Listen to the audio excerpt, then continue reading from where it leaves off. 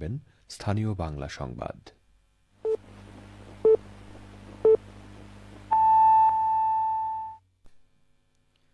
আসসালামু আলাইকুম। বাংলাদেশ বেতার, রাজশাহী। স্থানীয় সংবাদ পড়ছি মাসুম আক্তারুজ্জামান অনিক। আজ সশস্ত্র বাহিনী দিবস। যথাযথ মর্যাদা এবং উৎসাহ উদ্দীপনার মধ্য দিয়ে দিবসটি উদযাপিত হচ্ছে। বিশেষ এই দিনটিকে ঘিরে দেশব্যাপী নানা কর্মসূচি পালিত হচ্ছে। দিবসটি উপলক্ষে প্রধান উপদেষ্টা প্রফেসর ড মোহাম্মদ ইউনুস গতকাল দেয়া এক বাণীতে বাংলাদেশের স্বাধীনতা সংগ্রামে জীবন উৎসর্গকারী সশস্ত্র বাহিনীর সদস্যসহ সকল বীর শহীদদের প্রতি গভীর শ্রদ্ধা জানান। এদিকে Bangladesh army university of engineering and technology বায়োট ক্যাম্পাসে সশস্ত্র বাহিনী দিবস পালন করা হয়েছে।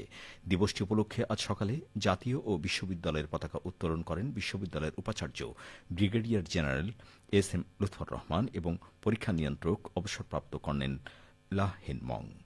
এ সময় উপস্থিত ছিলেন বিভিন্ন অনুষদের ডিন, বিভাগীয় প্রধানগণ, প্রক্টর, ছাত্রকল্যাণ উপদেষ্টা, হল প্রভোস্টগণ এবং অন্যান্য কর্মকর্তাগণ।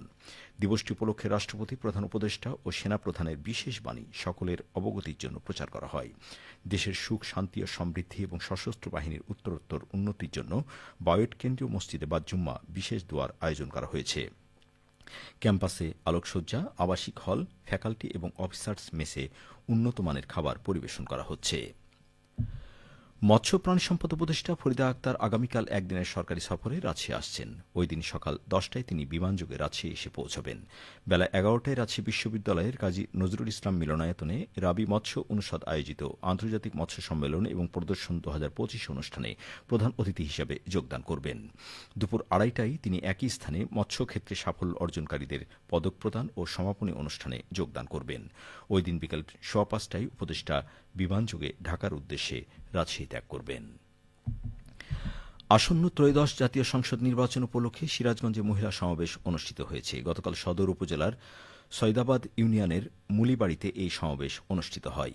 সমাবেশে প্রধান অতিথি ছিলেন সিরাজগঞ্জ জেলা বিএনপির সভাপতি ও সাবেক সংসদ সদস্য রুমানা মাহমুদ।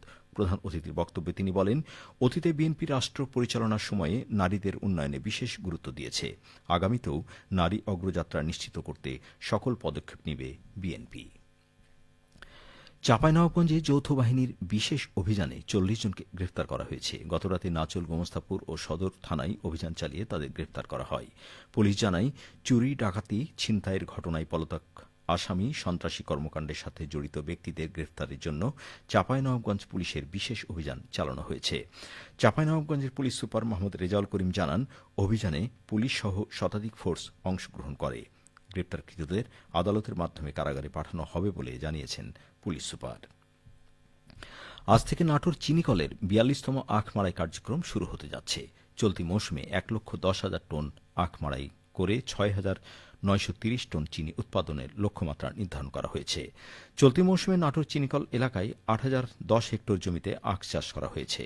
আখ চাষিদের আখ চাষে বীজ, সার এবং নগদ অর্থ সহায়তা বাবদ 9,30,00,000 টাকা ঋণ প্রদান করেছে চিনিকল কর্তৃপক্ষ। চাষি পর্যায়ে আখের ক্রয় মূল্য 6,000 টাকা টন থেকে বৃদ্ধি করে 6,250 টাকা করা হয়েছে। নাটোর চিনিকলের ব্যবস্থাপনা পরিচালক কৃষিবিদ মোহাম্মদ আখলাসুর রহমান বলেন, কারখানার বয়লারে আগুন প্রজ্বলন, পরিষ্কার পরিচ্ছন্নতা কার্যক্রম সম্পূর্ণ, সকল আখ ক্রয় কেন্দ্র সচল করা সহ চিনিকলের আখ মাড়াই কার্যক্রম শুরু করতে সব ধরনের প্রস্তুতি গ্রহণ করা হয়েছে। সকলের সমন্বিত প্রচেষ্টায় সফল আখ মাড়াই মৌসুমের লক্ষ্যে উপনীত হওয়া সম্ভব হবে বলে আশা করা হচ্ছে। খেলার খবর, ফুটবল। রাজশাহীতে আন্তঃ কলেজ ফুটবল টুর্নামেন্টের ফাইনাল খেলা অনুষ্ঠিত হয়েছে। গতকাল মুক্তিযুদ্ধ স্মৃতি স্টেডিয়ামে অনুষ্ঠিত খেলায় সর্ধ ডিগ্রি কলেজ 1-0 গোলে নহাটা সরকারি ডিগ্রি কলেজকে হারিয়ে চ্যাম্পিয়ন হয়। বিজয়ী দলের পক্ষে শিহাব জয়সূচক গোলটি করেন। খেলা শেষে চ্যাম্পিয়ন ও রানার দলের হাতে আনুষ্ঠানিকভাবে পুরস্কার তুলে দেন অতিরিক্ত জেলা প্রশাসক সার্বিক মোহাম্মদ সবুর আলী। রাজশাহী জেলা ক্রীড়া অফিসার মোহাম্মদ জাহাঙ্গীর হোসেনের সভাপতিত্বে অনুষ্ঠানে অন্যদের মধ্যে পবা উপজেলা নির্বাহী কর্মকর্তা আরাফাত আমাম আজিজ, চারঘাট উপজেলা নির্বাহী কর্মকর্তা জান্নাতুল ফেরদৌস, শারীরিক শিক্ষা কলেজের সাবেক অধ্যক্ষ খাদিমুল ইসলাম, ক্রীড়া পরিদপ্তরের সাবেক উপপরিচালক মোহাম্মদ আখতারুজ্জামান রেজা তালুকদার ও রাজশাহী বিশ্ববিদ্যালয়ের ক্রীড়া বিভাগের সাবেক উপপরিচালক কে এম মুসাদ্দেকুল কুদ্দুস সিদ্দিকী সেলিম উপস্থিত ছিলেন। সবশেষে আবহাওয়া। আজ দুপুর 12টায় রাজশাহীতে তাপমাত্রা ছিল 27.9 ডিগ্রি সেলসিয়াস। এ সময় বাতাসে আপেক্ষিক আর্দ্রতার পরিমাণ ছিল 54%। রাজশাহী ও পার্শ্ববর্তী এলাকায় আজ সূর্যাস্ত সন্ধে 5:16। সংবাদ শেষ হল। আমাদের পরবর্তী সংবাদ দুপুর 2:05।